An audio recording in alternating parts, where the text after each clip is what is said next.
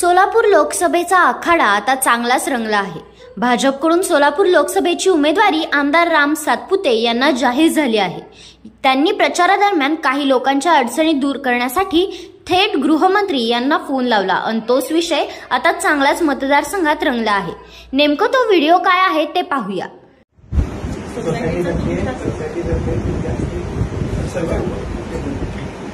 Hello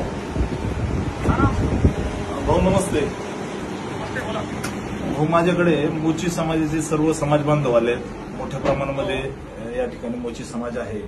इथं कर्णांना मेत्रे म्हणून एक मोठे मोची समाजाचे नेत्यांचं मागे निधन झालं कोरोनामध्ये आणि 250 युवकांवर भाऊ 353 लावलेला आहे काँग्रेसचं सरकार असताना। तर भाऊ, माझी विनंती होती हे मोची समाजामधील युवकांवरचे जे गुन्हे आहेत ते मागे घ्यावेत। काढून टाकू ना, काय अडचण आहे, 100% काढून टाकू। त्याला थोडी प्रोसेस करावी आपण करून देऊ ती प्रोसेस सगळी। जी नाही, जी भाऊ, जी भाऊ, धन्यवाद भाऊ, धन्यवाद। खूप खूप धन्यवाद। एवढं जरी झालं तरी तुम्हाला सांगते की मोची समाजातलं एक मत आम्ही तिकडे फुटू देणार नाही। आजपर्यंत काळजी करून या व्हिडिओमध्ये आमदार राम सातपुते यांनी मोची समाज बांधवाची एक भेट घेतली आणि बैठकीतूनच गृहमंत्री देवेंद्र फडणवीस यांना फोन केला।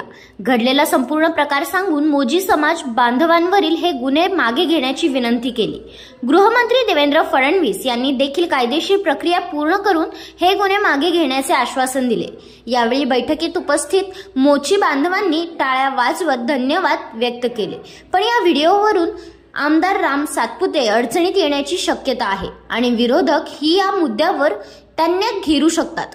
या व्हिडिओच्या माध्यमातून गोची समाजातील गंभीर गुन्हे मागे घेण्यास सांगणं आणि होकार देणे हेमंतदारांना प्रलोभन दाखवण्याचे बोलले जात आहे आणि निवडणूक आयोगाने याची दखल घेण्याची मागणी केली जात आहे।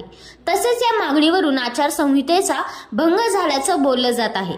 यावर काही कारवाई होणार का? विरोध आमदार प्रणिती शिंदे काय ऍक्शन घेणार का? आणि यावर तुमचं मत काय हे नक्की कमेंट करा।